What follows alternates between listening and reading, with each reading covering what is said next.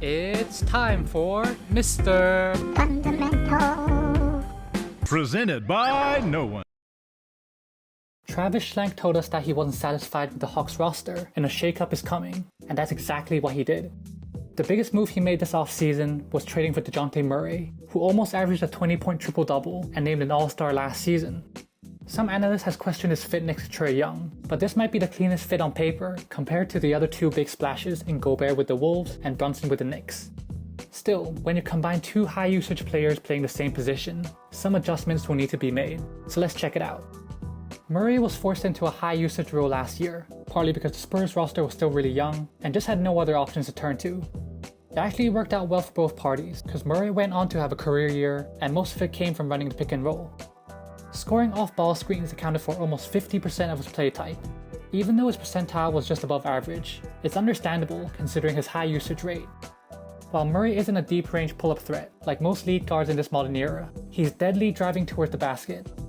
He averaged almost 18 drives per game, shooting around 50% off those drives while also keeping his turnover percentage low. Whenever the defense contains the drive, Murray would find the open area to either pull up in the mid-range or knock down a floater. Of course, you don't just average over 9 assists out of the blue, so if the defense overhelps, he'll find the open man without a problem.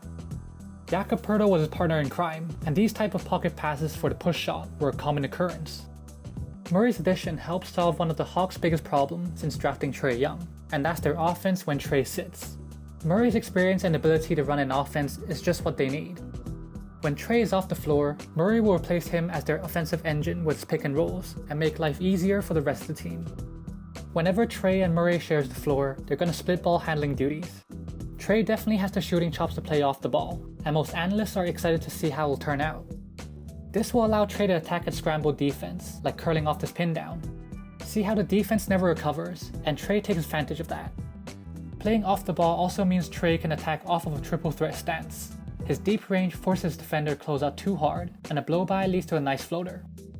Trae gets the ball out of the top in a triple threat stance. Not dribbling the ball is actually what allows him to do this rip-through move to draw a foul. Trae might not even need to touch the ball to even have an impact off the ball. Embiid has to shadow the post entry due to the mismatch. It's now Milton's responsibility to zone up Zhang and Trae.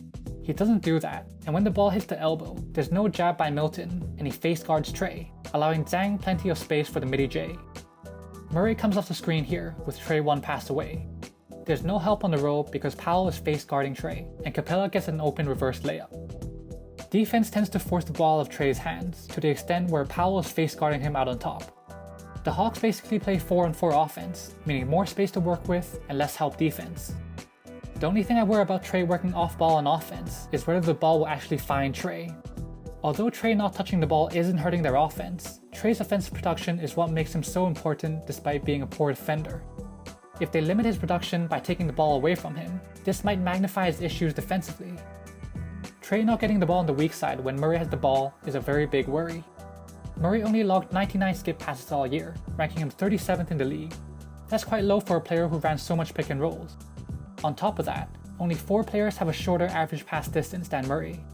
In short, the chances of Trae getting a kick out from a Murray ball screen isn't that high, potentially limiting Trae from getting involved when starting the possession off the ball. Fortunately, Trae will still get hits when he initiates the offense. The problem with this is that Murray was below average working off the ball last year.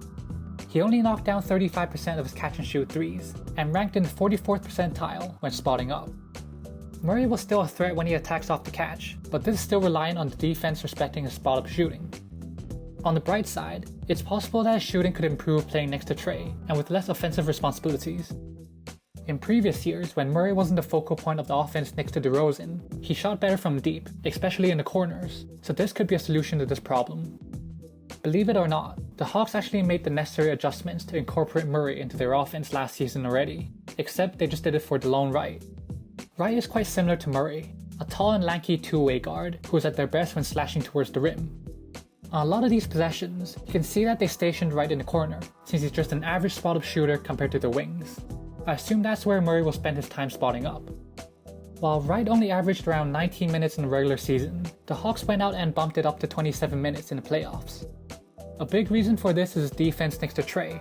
Murray can replicate and even provide better defense and cover for Trae's weakness on that end. He's got active hands, and no passes are safe when he's in the vicinity. Murray can match up with dynamic guards, while Hunter stays on the opponent's best wing player. This also allows them to hide Trae on the least threatening player on the floor.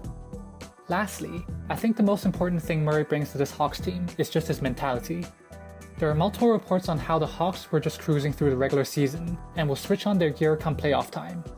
Trae also talked about finding the regular season boring. Even though he said that to get some urgency out of his team, there's gotta be some truth to it, considering how they underperformed after a conference finals appearance in previous year. Murray puts 100% effort into every game. Just look at how he's playing in the Pro-Ams and crossover event this offseason. Another sign is how Murray was just as active and effective on the defensive end, despite the increase in offensive responsibilities. Hopefully this could also rub off on this Hawks team. It'll be interesting to see how this Trae and Murray pairing will work out for the Hawks next season. On paper, Murray's addition helps with the problems that plagued them for years, and the Hawks can experiment with Trae off the ball, similar to what the Warriors do with Curry. I'm not exactly sure how much we'll see this based on Nate McMillan's previous offense and Trae's tendencies, so I guess we'll need to wait until the season starts. That's it from me, and I'll see you guys next time.